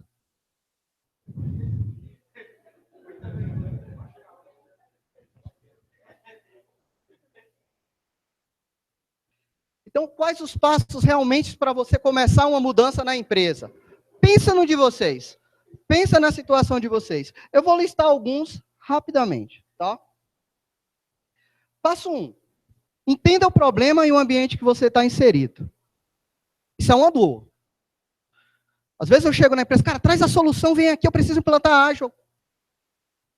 Calma. Há um jeito de você comprometer o cliente. Há um jeito de você o escuta, deixa ele falar, e depois você começa a fazer as perguntas certas para ele entender realmente aonde ele está. Quando ele percebe que você está o ajudando, cara, ele começa, é uma mágica que acontece. Ele começa a realmente estar do teu lado. Ele começa realmente a colaborar. Quando ele vê que você vai gerar valor para ele. Ganhe a confiança das pessoas à sua volta e conquiste aliado. Então, Agile Coach, você é um bom Agile Coach, sabe como? Se você for um cara de energizar pessoas, de vender propósito, de que sabe colocar métricas, que está tangibilizando o progresso, mas você vai ter que estar conquistando um aliado, 2, 3, 4, a cada sprint que for passando, você vai ter mais caras aprendendo, multiplicando com você, porque no dia que você estiver mal, que você não estiver com energia, vem esses caras e aí você vai aproveitando o lance da comunidades de práticas, né? Faça isso no teu trabalho. Então, o propósito que eu coloco todo dia é meu, tá? Como eu posso ajudar alguém a trabalhar melhor hoje? Vou lá para o meu cliente e vou pensando. Como eu posso impactar positivamente a vida de uma pessoa para que ela faça melhor o seu trabalho? Imagine se cada um de vocês colocar como propósito aprender e ensinar algo com alguém dia a dia. E se você começar num grupo pequeno, de 3, 4 pessoas, fazendo um pacto entre si, será que você vai ficar multidisciplinar mais rápido? Será que você vai ter uma solução, vai aprender a trabalhar em equipe mais rápido? Então, para isso eu gosto de usar gamificações, para fazer com que as pessoas adquiram novos hábitos, e para isso eu ajo nesse ambiente. Mudança de comportamento não é de uma hora para outra, mas se você der um propósito, se você fizer com que as pessoas se comprometam, e quando elas percebem que estão sendo desafiadas, que estão crescendo dia a dia, que os resultados estão aparecendo, isso começa a se multiplicar igual gremlin molhado. Tem gente, né? O pessoal tá rindo, porque, né? Pratique comunicação, pensamento e ações positivas. Então, como eu falei, eu costumo criar práticas de fazer as pessoas pensarem como eu vou ajudar o cara que está do meu lado. Se ele não sabe de algo, como que eu posso fazer para que ele aprenda? Dá para eu chamar ele para trabalhar comigo? Então, eu crio uma dinâmica, às vezes, de um anjo, certo? Eu chego no time, cara, vocês vão escolher um anjo semanal. O que é isso? Um cara que você vai se preocupar em ajudar ele, a servir ele, seja no lado pessoal, seja no lado do trabalho dele, que você vai estar preocupado em fazer aquele cara crescer. E para isso você vai ter que começar a entender mais daquele cara. Para isso, não é tão simples. Você tem que comprometer as pessoas, você tem que vender o propósito, você tem que fazer com que as pessoas entendam que aquilo é positivo e que é bom e que elas sintam aquilo. Eu estou fazendo um conjunto de games só focado em utilização de ações positivas, despertar o pensamento positivo para que você comece a agir mais forte. Só falando um pouco até de biologia em relação a isso, quando você está feliz, quando você está num ambiente que te proporcione trabalhar motivado, então o teu nível de serotonina, o teu nível de endorfina vão lá para cima, certo? Isso favorece o processo criativo, e a gente trabalha com criatividade. Quando você trabalha em um ambiente tenso, preocupado, o teu nível de cortisol é muito alto. Isso te inibe o teu processo de desenvolver soluções. Você fica ansioso, só pensa na entrega que ainda vai vir, ou nos fracassos do teu passado e perde o teu poder de agir no presente. Por isso tem muita gente hoje, né, na moda também, estudando mindfulness, nada mais é do que meditar para ter foco no hoje, para ter foco no agora, para não deixar que pensamentos passem na tua cabeça para o futuro e para o passado, mas para que te dê mais poder de agir. Eu já fiz experimentos em times que toparam isso, né? E eles aumentaram a produtividade deles em 2 sprints que a gente mediu, cerca de 30%, simplesmente só focando, sem mudar processo, sem mudar prática, só em práticas comportamentais de positividade. Não abraço árvore. Isso tem que se refletir em números, certo? Senão, não adianta. Então, foque na eficácia. Né? Foque em entregar a coisa certa. E, para isso, múltiplas perspectivas sobre o mesmo problema. E, para isso, você precisa ter métricas de eficácia. Porque me dizes como tu me medes, que eu vou te dizer como eu me comporto. Se tu me medes por velocidade, eu vou ser mais rápido, vou sacrificar a qualidade. Não vou pensar se eu estou resolvendo o problema do cliente, vou preocupar se eu estou entregando. Muitas empresas, eu sei que se a gente aumentar a eficiência, a gente já está num ganho absurdo, porque as coisas nem estão chegando do outro lado. Então, puxe a mudança para mudar o mindset. Não deixe que se criem as condições, que a empresa tem que prover tal treinamento, que alguém tem que ter tal atitude comigo. Comece a mudar você mesmo. Então, se eu vendo um propósito, como eu posso trabalhar melhor hoje, como eu posso colaborar melhor, como eu posso ajudar alguém a fazer o trabalho melhor, o que é que eu tenho que aprender, com quem eu tenho que conversar, o que é que eu tenho que ler. Se cada pessoa pensar isso, ele vai criar uma corrente, né, que vai se solidificar e vai se ter um novo hábito. E se não tiver um tocador de bonde, um cara motivador, e ele treinar, capacitar mais outro, influenciar outro, as coisas tendem a voltar ao que era antes. Certo? Então você precisa praticar, até você internalizar, meio churrari. Né? Você aprende, você pratica e depois já entra no sangue, você já faz inconscientemente, já virou um hábito, já virou uma crença sua. Então, pare de empurrar e comece a puxar as mudanças na tua empresa. Para de dizer, cara, tu vai mudar, começa a agir, começa a fazer com que a empresa peça para você através de métricas, através de resultados.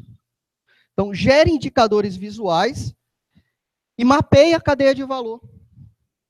Mapeia a cadeia de valor. Eu chego, às vezes, em algumas empresas, eles não têm noção da cadeia de valor de ponta a ponta, cada um ainda está enxergando a sua parte dentro do produto.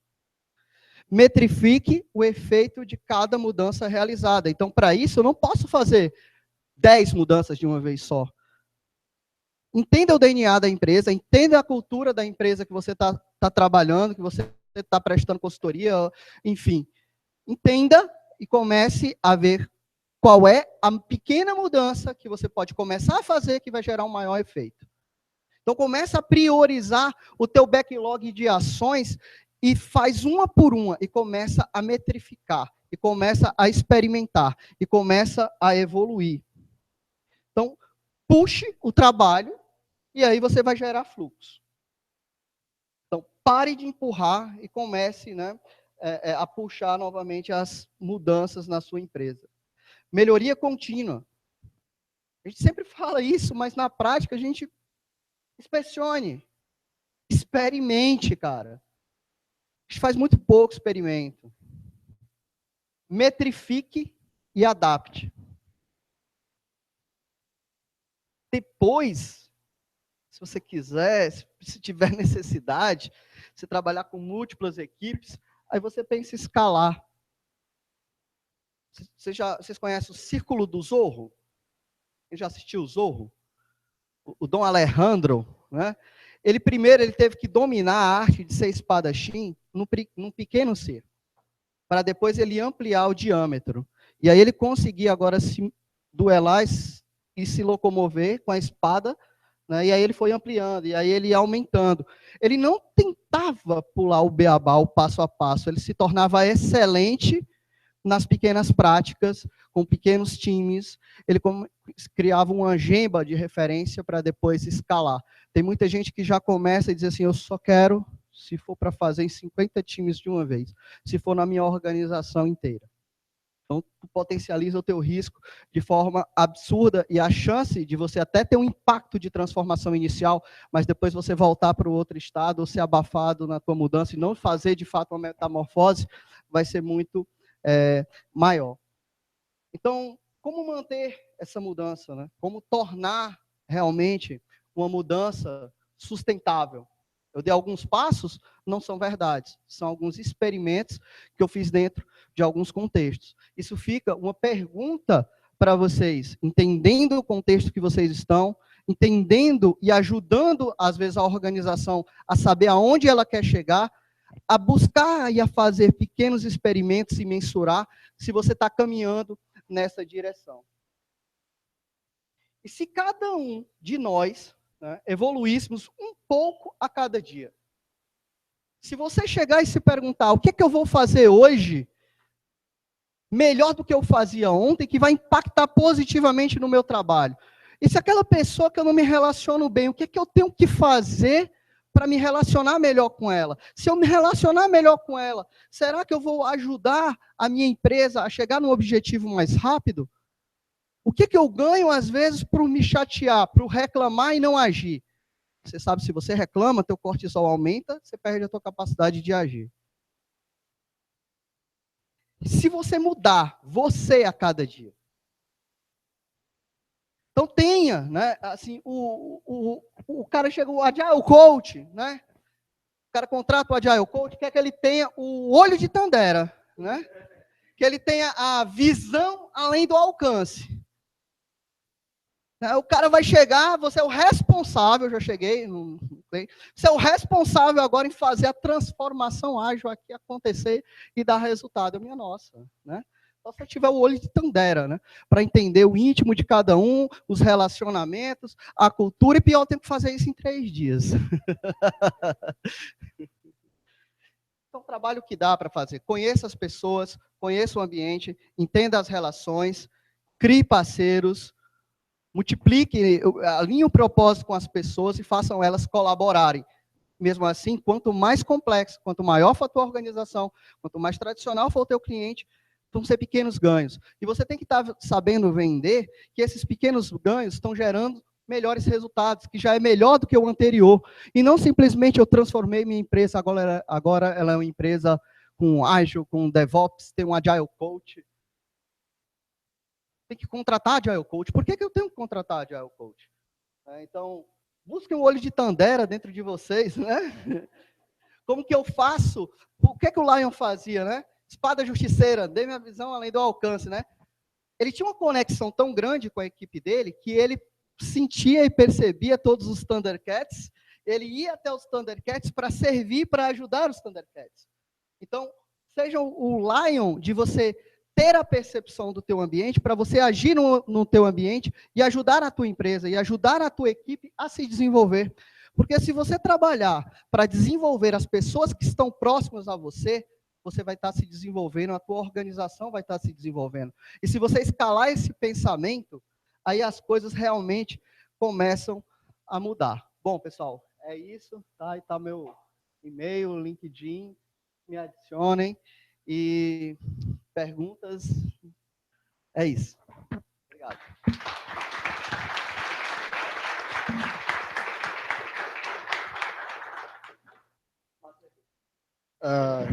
Fala.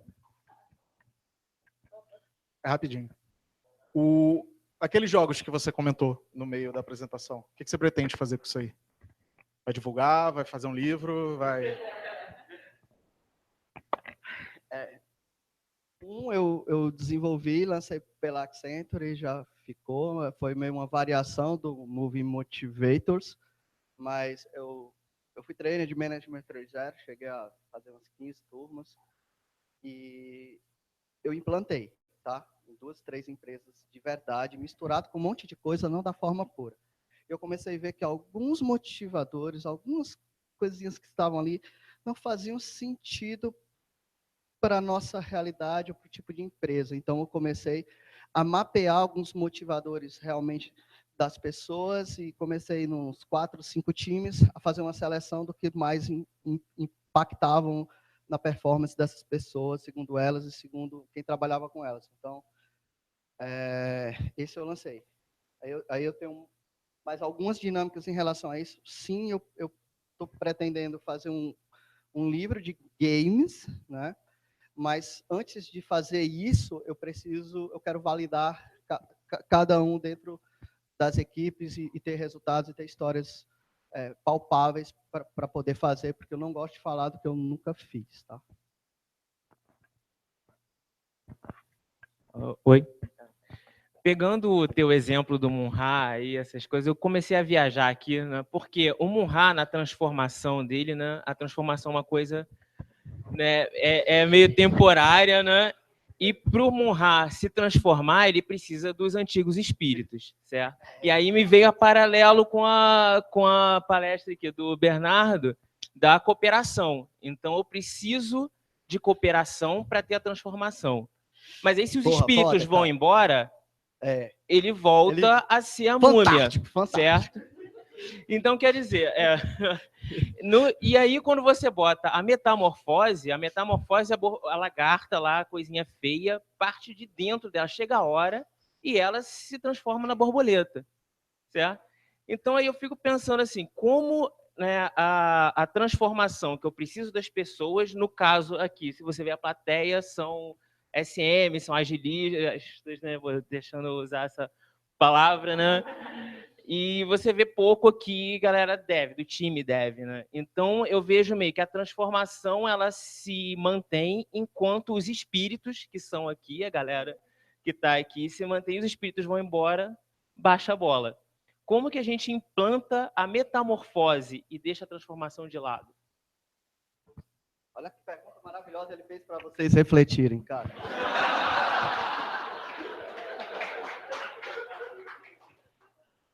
Você falou uma coisa que me chamou bastante atenção, tá? Eu acho que, assim, o pessoal mais antigo, quando começou com a Agile era uma coisa que vinha de XP, né?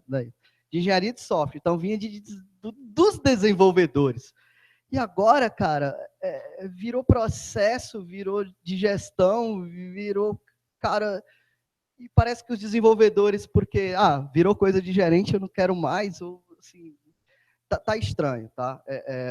Só para fazer uma reflexão, eu acho que a gente devia, para ter uma mudança sustentável, perene, sim, a gente tem que focar em produto, a gente tem que entregar a coisa certa, a gente tem que desenvolver um processo para melhorar a eficiência, mas se a nossa engenhariazinha de software não funcionar, se a gente não estiver produzindo software com qualidade, isso não se mantém, isso não se sustenta.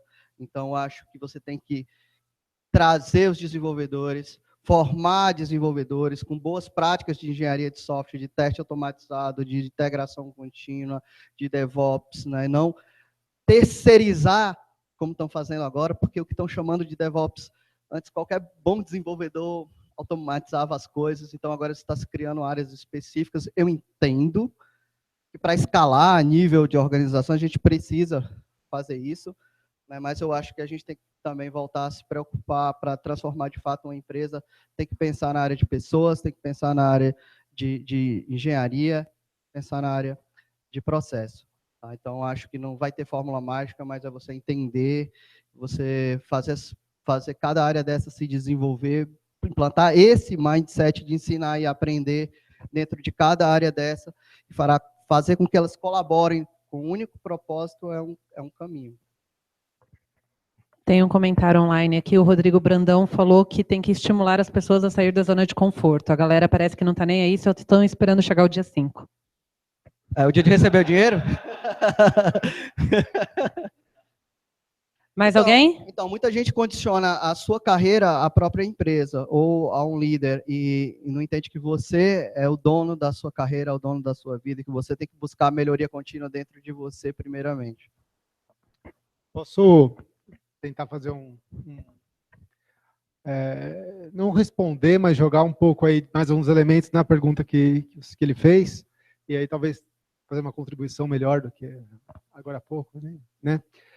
Acho que tem alguns pontos aí que são importantes, seriam observados quando você pensa em transformação. Pegando os elementos que ele falou, que são, as pessoas, eu falei, as pessoas têm que querer, aí você falou, mas as pessoas não sei se querem ou até querem, mas falta alguém tomar a iniciativa. Mesmo que tudo isso aconteça, digamos que tem as pessoas que tomam a iniciativa, mas toma a iniciativa para fazer o quê? Como é que você se transforma? Como é que você faz isso se você nunca fez? Percebe? Que você está querendo, ou alguém vai tomar a iniciativa para escalar o Everest, mas como é que escala o Everest? Ou você tem capacidade, né, para escalar o Everest? O que é isso que eu tenho que fazer para chegar lá? Isso não é claro. Quando você está passando por uma transformação, primeiro que não é claro. Segundo que, como eu transformo as pessoas para que essa transformação seja perene, seja permanente. Isso vai acontecer quando as pessoas entenderem o que elas querem, o que elas precisam fazer e por que elas precisam fazer aquilo. Propósito, né? Propósito, né? E como que aquilo impacta? O que ela faz? Porque senão, ela vai mudar porque chegou um consultor lá dizendo que ela tem que fazer de outro jeito. A hora que esse cara for embora, ela vai voltar a fazer do jeito que é mais confortável. Por quê? Porque ela não... E aí, como que faz para o cara querer fazer? E ao querer fazer, ele só vai fazer isso quando ele vivenciar, ele experimentar, ele trocar experiências, ele absorver e ele quiser fazer a transformação. E esse processo não é automático, não é rápido, não é instantâneo. Passa pela pessoa experimentar várias situações para ela perceber que é melhor para ela, porque daquele jeito talvez esteja doendo nela e ela não sabe. Mas na hora que ela experimenta um jeito foge. novo... E quando ela vê que a dor é nela, ela tem uma tendência natural a voltar para a zona de conforto e não... Ou se esconder daquilo. Se esconder daquilo. E levem para a vida de vocês, isso não é só dentro das organizações. Obrigado aí. Mais alguém? Não é pergunta não, pode colaborar aí. Eu tô pode, aqui mais para aprender. Pode comentar também. Assim, tentando fazer um link das 3 apresentações, eu ainda sinto muita falta de ver, assim, a gente fala muito que a gente tem que garantir um ambiente de transparência e confiança, que tá ok você falhar, só que, ao mesmo tempo, eu acho que isso fica muito vago. Várias vezes a gente falta mesmo compartilhar um pouco mais as falhas. Eu achei muito interessante essa primeira parte da apresentação do Thiago, justamente por causa disso, porque eu me vi muito em vários projetos que eu estava inserida e, tipo, putz, por que eu não pensei em fazer uma gamification? Por que eu não pensei em, sabe, tentar fazer realmente alguma outra coisa para poder mudar? Então, eu ainda acho que nesse momento de metamorfose, transformação, mudança, sei lá que seja o termo que você queira usar, também pode acontecer daquela metamorfose para um ponto completamente negativo. Então, eu ainda acho que, assim, de alguma forma, eu sou uma daquela que eu gosto de pensar que se todo mundo tivesse mindset ágil, vivesse os propósitos ágeis e por aí assim, a gente não ia ver problema no mundo, não ia ter problema de comunicação, sabe? Não ia ter... porque tudo ia ser de uma forma muito fluida, de uma forma muito natural. Não vou dizer se isso é viável, mas na minha ideal seria. Então, Mas eu acho que ainda falta um pouco mais isso, sabe? Nesse âmbito transparência, o que falhou? Por que falhou? E vamos explanar isso. Se está tão bem falhar, por que a gente não As pessoas explana? estão preparadas para expor suas falhas, para expor seus pontos fracos? Vocês acham? A tua organização, às vezes, ela te apoia, ou ela te julga, ou ela te critica? Então, existe uma... Quem puder dar uma lida no livro Mindset, ela fala da questão do mindset fixo e do mindset de crescimento. Então, às vezes, a gente aprendeu a valorizar, disse assim... Minha mãe dizia isso para mim. Pai, esse menino é inteligente. A nota 10 estuda bem pouquinho. O que é que eu entendi? Cara, eu não vou estudar muito, nem passar muitas horas estudando, senão não vão me chamar mais de inteligente. Certo? Então, você é rotulado e você acaba se limitando, às vezes, tanto, é muito mais para o mal. Tá? Então, o mindset de crescimento é em cima do esforço.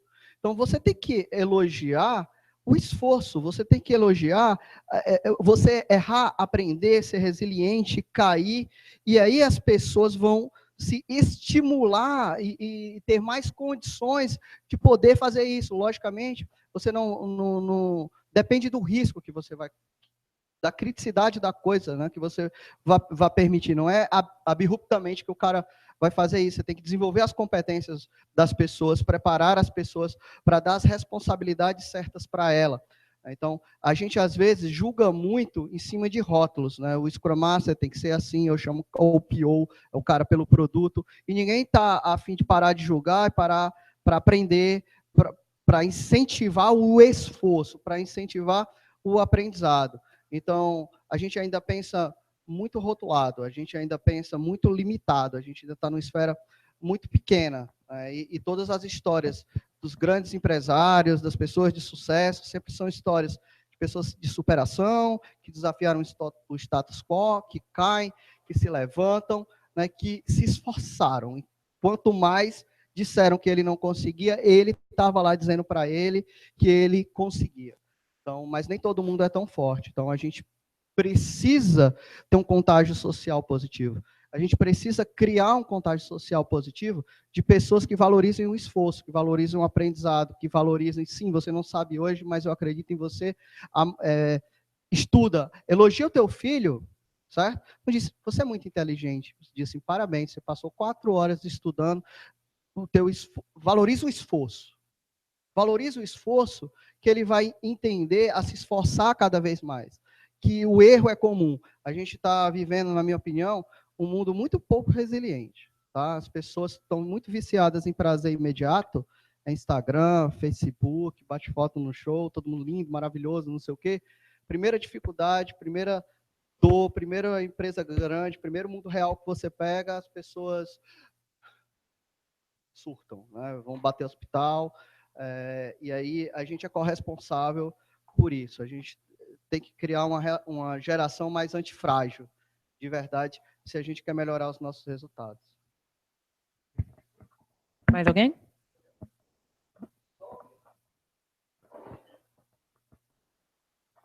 Eu queria dar continuidade no que você estava falando agora, sobre premiar, não sei se é esse o termo, mas premiar o esforço, né? Recompensar o esforço. A gente teve muito esse debate dentro da Concrete sobre esforço versus resultado.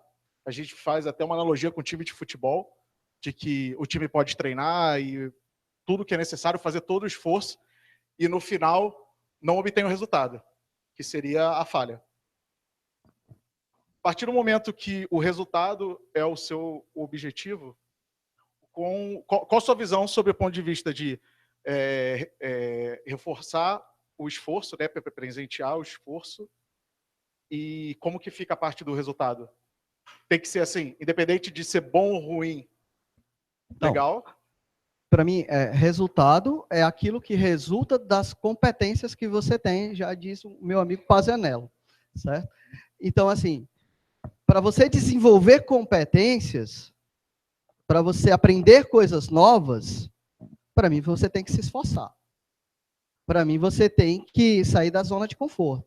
Para mim, você vai errar e você vai aprender. Então, eu não vejo como se você der se as pessoas estiverem alinhadas a um propósito de saber onde elas querem chegar, naturalmente, à medida que elas se esforçarem, elas vão melhorar os seus resultados. Porque o resultado, é minha opinião, eu vejo que ele é consequência de esforço alinhado a uma direção. E esse esforço, se for um esforço somado à colaboração, vamos nos esforçar juntos. Deixa eu te ajudar também, porque às vezes quando o desafio é muito grande, isso frustra. Então você tem que aprender a quebrar, então você tem que aprender a se conectar com outras pessoas que têm o domínio daquilo, e você tem que criar uma comunidade realmente de pessoas que se esforcem juntos.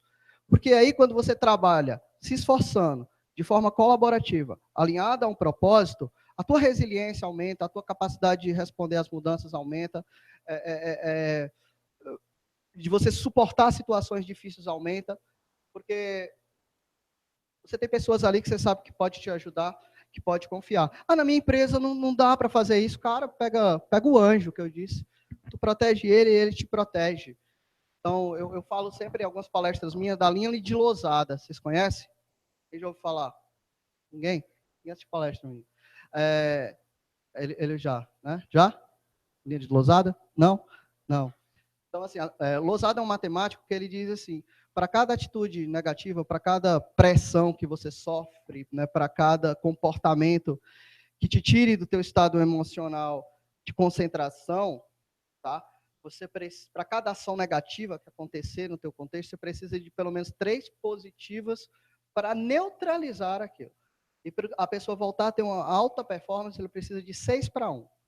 Então, às vezes, você se coloca no teu ambiente que é só porrada, né? Cara, não vai esperar que você vá neutralizar isso vindo da mesma pessoa que bateu. Mas você tem que criar um grupo que se feche para se proteger, de dizer assim, meu irmão, o cara está lá, mas nós vamos batalhar, nós vamos junto para motivar em cima do esforço. Né? Um com o outro. Vamos fechar, a gente é forte, a gente vai conseguir, nem que a gente fique X horas aqui, e para a gente vai provar que a gente vai conseguir, porque a gente vai melhorar como profissional, a gente vai crescer, a gente vai gerar resultado, porque nós somos foda. Entendeu? Então, não espere que o ambiente perfeito venha, mas tente construir um ambiente melhor.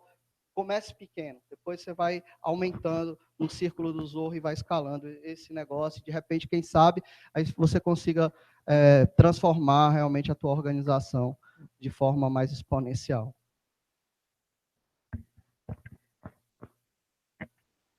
Tá rendendo esse negócio. Alguém? Não? Então, obrigada. Obrigada, Ari. Obrigado, pessoal. Obrigada, pessoal, pela participação. Quem não deu ok na lista, eu vou mandar amanhã um vídeo da gravação com as palestras e os slides, tudo bem? A gente manda os slides para vocês, então quem não deu, dá o ok aqui que eu vou mandar só para quem veio, beleza? Muito obrigada pela participação. Aqui em dezembro a gente volta com Java. Quem quiser saber mais sobre Java, estamos aí, tá bom? Obrigada, gente. Obrigado a todos vocês, aprendi muito mais com vocês hoje aqui.